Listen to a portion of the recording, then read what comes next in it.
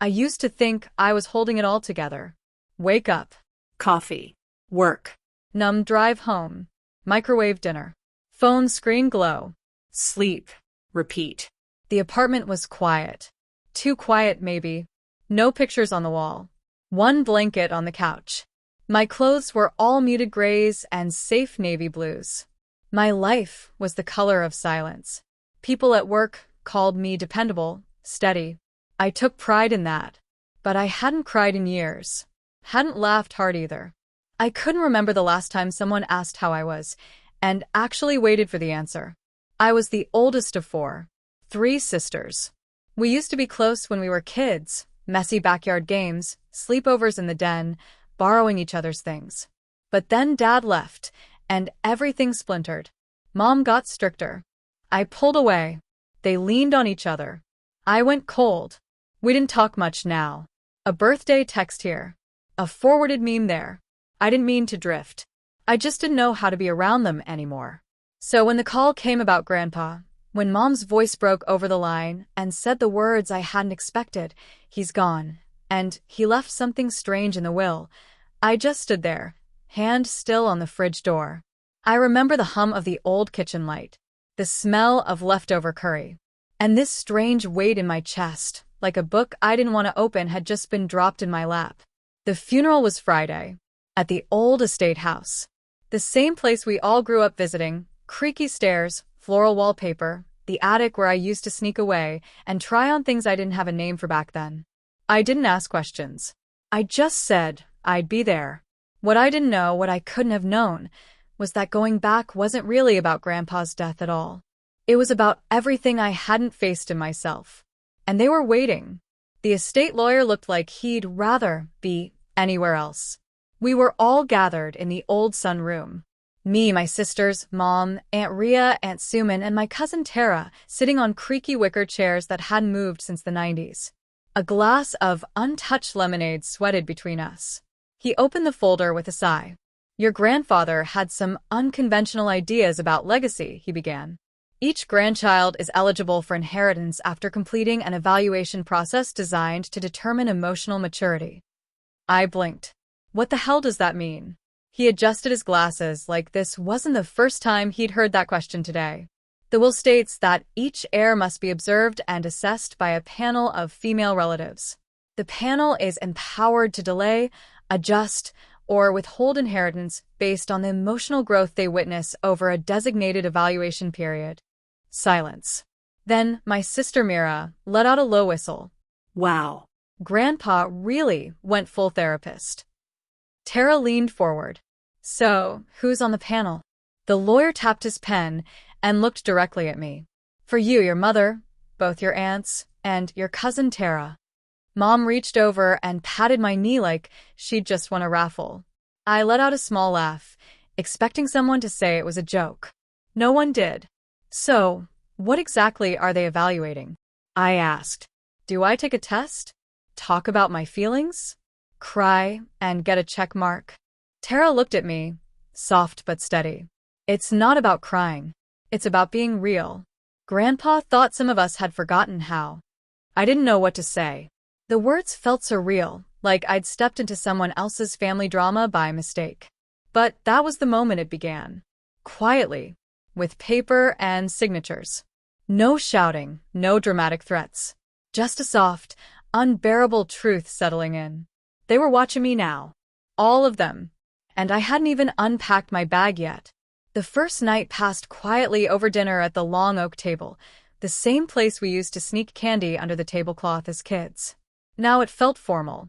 Staged. I noticed how they watched me when I reached for the salt. How Tara's eyes lingered when I didn't respond to a story. How Mom kept leaning in like she was waiting to hear a crack in my voice. Afterward, they invited me to the den for what Aunt Rhea called reflection time. They asked how I was feeling about the funeral. I gave a decent answer, said I was grateful for closure. Tara tilted her head. Do you feel that in your body or just in your head? I blinked. What do you mean? She smiled softly, like a therapist who already knows the answer. You speak like someone who's not used to being inside his own emotions. Like you learned how to perform them instead. No judgment. Aunt Suman added, holding her tea gently. We just want to see you, not your answers. They handed me a blank journal. 1 page a day. Raw truth. We'll each read it, sign it, and leave you a note. Something clicked sideways in me. You're going to read my journal? It's part of the process, Mom said, not unkindly. Emotional transparency. It's in the will. Tara leaned forward. You've been holding yourself together for so long. You don't even realize you're still hurting. I opened the journal. Blank lines. Empty spaces waiting for confessions I hadn't spoken, even to myself. Start with this, Mom said gently. Describe what you feel when you wake up in the morning. Inside, something flinched. They weren't forcing anything. Not yet. But the walls were inching closer. And I knew without anyone saying it, the real program hadn't even started. I wasn't expecting them. Mira, Nisha, and Kavya walked in late Saturday morning, laughing at some inside joke, arms full of overnight bags and gift baskets from the city. I stood frozen in the hallway, half a spoon of cereal still in my mouth. Look who's still rocking the same hoodie from college, Mira smirked. Nisha hugged me without asking. It's been too long. Kavya just smiled. We got catching up to do, big brother. It felt good for a second. Like home. Like warmth. But then I saw Tara standing behind them, watching me carefully. That afternoon, during the next check-in, the seating arrangement had changed. Now all 3 sisters sat beside the original panel. Mom, Aunt Rhea, Aunt Suman, and Tara. 7 women, all facing me. And this time, they weren't just chatting. They were aligned. We've decided to expand your support team, Aunt Rhea began. Support team? You need emotional guidance from all phases of your life, Mom said. Elders, cousins, and yes, siblings. They know a version of you we never saw. Mira grinned. I remember when you used to steal my lip balm and say it was for chapskin. I flushed. That was childhood curiosity. We're not judging, Kavya said gently. We're here to help you reconnect with that part of yourself. What part? The part you buried to survive, Tara said. The sensitive one. The quiet one. The one that noticed fabrics and voices and the weight of other people's moods. They handed me a folder. Inside, a daily mood journal, reflection themes covering vulnerability, softness, identity, grooming, attire. And at the bottom of the page, a name placeholder. Alina. A gentle name, Mom said, to help you step into the exercises more freely, just for the program. And if I say no to all of this? Aunt Suman raised an eyebrow. You can, but you'll be delaying your inheritance indefinitely. It's not punishment, Kavya added. It's permission. To let go. To explore. To feel. I sat there in the quiet hum of the den, every breath suddenly too loud. Every fold of the folder heavy in my hands. This wasn't a conversation anymore. It was an intervention, wrapped in softness and rules. By Monday morning, the schedule was on my nightstand. Printed, laminated, color-coded. Wake at 7:30. Morning tea in the sunroom. Journal reflection by 9 o'clock. Emotional grounding session with Mira by noon. Grooming block at 4 o'clock. Group discussion in the evening. Lights out by 11 o'clock. It didn't say mandatory, but it didn't need to. That afternoon, I found a sealed pink box on my bed. No note, just my name in soft ink. Inside, a pastel razor, skin balm, rose-scented lotion, tweezers, a floral bathrobe, a soft white towel, and a printed page. Step 1. Shedding the shell. I stood in the bathroom for 20 full minutes, staring at my reflection. The faint trail of hair on my chest. The coarse stubble on my legs. The unremarkable male body I'd spent years ignoring. I picked up the razor. The first stroke felt alien. Cold. Smooth. Too quiet. By the time I finished, I felt lighter and a little sick. Like I'd crossed a line that couldn't be uncrossed. At dinner, they didn't ask. They didn't have to. Kavya just smiled slightly. You look softer. I didn't reply. The next day, a new box appeared. This one held clothes, a soft pink V-neck, high-waisted cream lounge pants, a light lavender bralette. The instructions were clear. Clothing is not costume. Clothing is experience. Try it.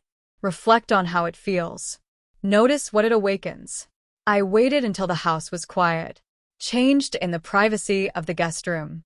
Every seam felt strange, exposed, gentle in all the places I usually kept locked.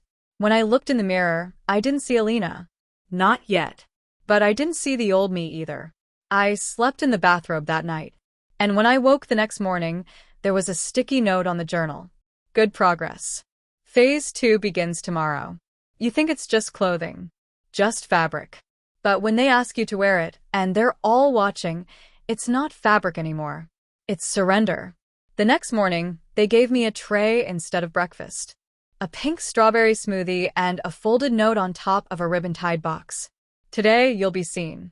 Inside the box, a pale blue blouse with soft ruffles at the wrists. Cream linen shorts ending just above the knee. A thin skin tone bralette. And at the very bottom, tissue wrapped like porcelain, a short auburn wig with soft waves. My hands trembled as I lifted it out. Not from fear, but from the unbearable feeling that something was about to begin. Tara met me at the bathroom door. No one's rushing you. We'll be waiting on the patio when you're ready. I closed the door and stared at my reflection. I stepped into the shorts first, snug, high on the waist. The blouse followed, sleeves brushing skin that wasn't used to being touched. The bralette took the longest. I didn't need it, but something about the act, stepping into it, adjusting the thin straps, seeing the light fabric lay over a chest that never asked for softness, unlocked something deeper than discomfort. The wig was last. I pulled it on, combed it with shaking fingers, adjusted the part. My face looked different with hair. Not feminine exactly, but unfamiliar. Open. When I stepped out onto the patio, I could feel my heartbeat in my mouth. They all looked up. No one laughed. No smirks. No teasing. Just a long, gentle silence. Kavia stood first and pulled out a chair for me. You showed up, she said. That's everything. Mom slid a folder across the table. This is the start of your social presence track. Posture work tomorrow. Voice training after that. But today is just about being seen. And I was seen in a way that made me feel completely naked. Not because of the clothes, but because for the first time in years, there was no armor. That afternoon, I walked down the long estate hallway in heels. Low ones, just 2 inches. Tara said it was about balance and mindfulness, not performance. I stumbled twice. Cursed once. But when I caught my reflection in the hallway mirror, light blouse, soft hair swaying, posture adjusting, I didn't look like a joke. I looked uncertain. And maybe a little like someone I used to dream about being when I was too young to name it. That night in my journal I wrote, I thought I would feel shame, but all I feel is silence. Like the part of me that always whispered is finally allowed to speak. In the morning, I found a sticky note on the cover. You were beautiful yesterday. Phase 3 begins. I didn't throw it away. I folded it and put it in my pillowcase. Names carry weight more than I realized. When they started using hers, I stopped knowing where I ended and she began. It started slowly. First scribbled in journal comments, proud of you, Alina, Aunt Ria. Then Tara used it casually over tea. Mina, pass the honey. Like it had always been my name. At first, I flinched every time I heard it. Then I stopped flinching. Aunt Suman met me outside what they now called the mirror room. Grandpa's old study, cleared of its desk, fitted with full-length mirrors on 3 walls and dimmable lights that softened everything. A pale ottoman in the center. 1 makeup table. 1 padded stool. 1 purpose. She handed me the new outfit, a dusty rose wrap dress, mid-thigh, with a tie at the waist. Smooth beige tights. Clip-on earrings. A delicate pendant necklace. And heels, black, closed-toe, 3 inches. Not beginner heels. Testing heels. I got dressed in silence. Applied makeup slowly, following the chart Tara had taped to the mirror. Soft brows, light blush, neutral lips. 1 coat of mascara. The wig went on last. Same auburn softness, but this time I took my time. Parted it to the left. Pinned a few strands back. looked myself in the eye, and for the first time I said the name out loud. Hi, Alina. It didn't sound fake. It sounded unfinished, like a sentence I hadn't finished writing yet. They were waiting in the hallway. Soft applause when I opened the door. Mira handed me a water bottle. Ready for your walk. The hallway? The whole loop, Tara said. Mirror room, hallway, front stairs, down through the main parlor, back up through the gallery in heels as Alina in full view. Every creak of the hardwood floor made me want to disappear. My walk was cautious at first, knees too stiff, ankles wobbling, shoulders tight. You're walking like a man trying not to fall, Mira called gently. Alina's allowed to sway. By the second loop, I stopped thinking. Let my hips loosen. Let the rhythm find me.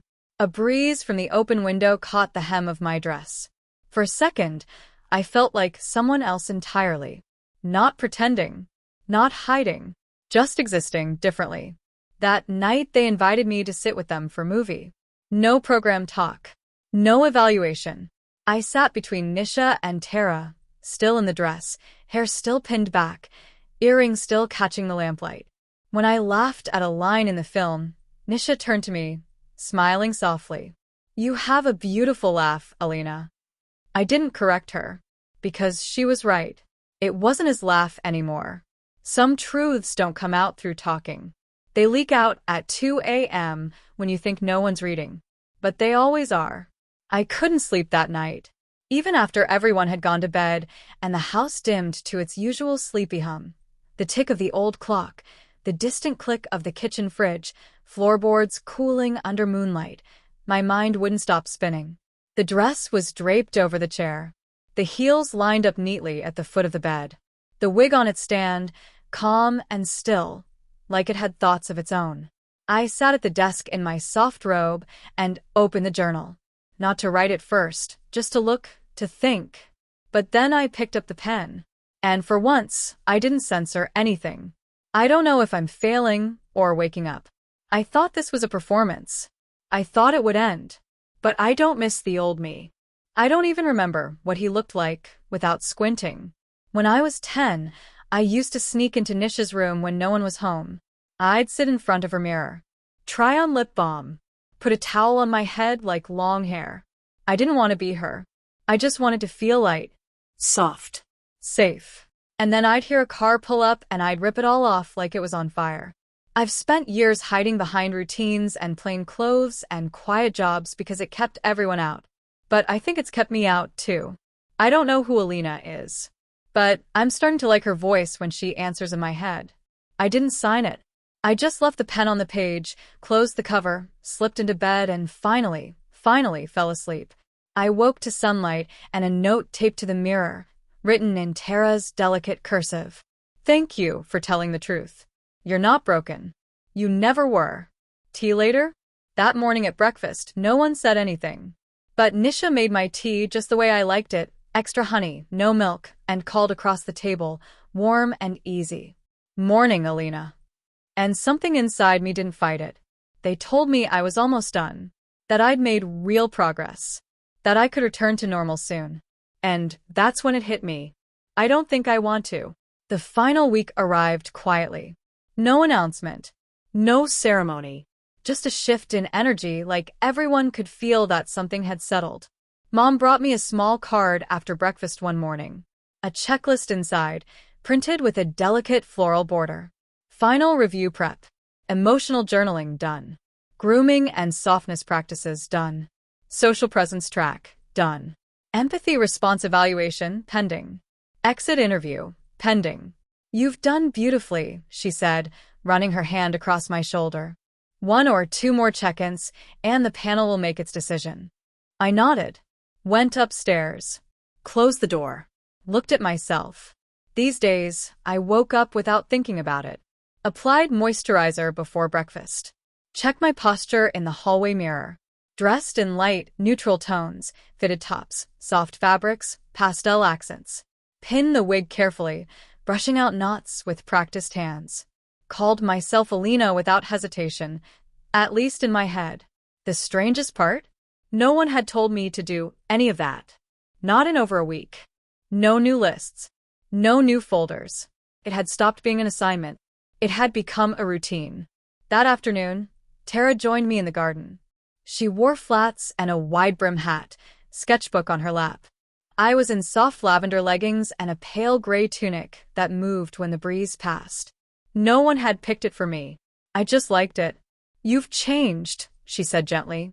I looked down at my hands. Nails short and clean, coated in clear polish I'd applied myself that morning. "I'm not sure if I've changed," I said. "Or if I've just stopped hiding." She nodded like she already knew. "You were never closed off because you were cold. You were closed off because you were never given a shape you could actually fit into." The next evening was supposed to be the exit interview, the final step before evaluation. But I didn't go. I sat on the edge of my bed instead, holding the bralette I'd first worn weeks ago. Not because I was afraid of failing, but because I wasn't sure what counted as passing anymore. What if I'd already crossed a line? What if going back to normal wasn't possible? What if I didn't want it to be? The hallway light clicked on. Footsteps outside. Then Nisha's voice, soft through the door. "Alina? You coming down?" I didn't answer at first. Then finally, "I don't know." A pause. "That's okay. You don't have to know yet." And she walked away. They told me I passed. They smiled. They handed me the paper. And I realized I wasn't sure I wanted what came next. I stood in the mirror room again. No instructions this time. No wig laid out. No checklist. Just me and a choice. On the bed behind me, clean button-down shirt, slacks, dress shoes. Neutral. Masculine. Safe. Beside it, hanging quietly from the wardrobe, a cream linen wrap dress with gold threading at the collar. A matching pair of nude heels. Both placed with care. Both speaking a different language. Downstairs, they were waiting. When I entered the sunroom, the same place the will had first been read, they all looked up, and something flickered across their faces. Because I hadn't chosen either outfit. I came down in a soft lavender blouse, fitted jeans, minimal makeup, hair pulled back in a half-twist under the auburn wig I'd learned to style myself. No heels, just flats. But I walked like I still heard them click. Not Alina. Not the old me. Just me.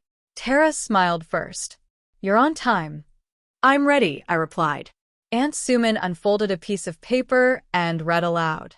"We the undersigned recognize emotional transformation and integration, and affirm that emotional maturity, vulnerability, empathy, and self-acceptance have been reached." They all signed it. Passed it to me. "Congratulations," Mom said softly. "You're free to go. Your inheritance is unlocked." And just like that, it was over. Except it wasn't. I walked back upstairs slowly. Not because I was tired. Because I didn't know which bag to pack. The clothes I'd worn on the first day still sat untouched in the corner of the closet. Plain jeans. A dark hoodie. Sneakers. They didn't smell like me anymore. I opened the window. Felt the warm breeze brush the edge of my wig. Closed my eyes. I wasn't afraid. I was uncertain. And that felt like more progress than anything else. I didn't leave that night. I sat in the hallway barefoot, tea in hand, listening to the house breathe around me. And when Mira walked by and asked, "You heading out tomorrow?" I looked up slowly and said the one thing I hadn't allowed myself to say since this began. "I don't know if I want to." She didn't push. She just sat down beside me, shoulder to shoulder, and whispered, "That's okay."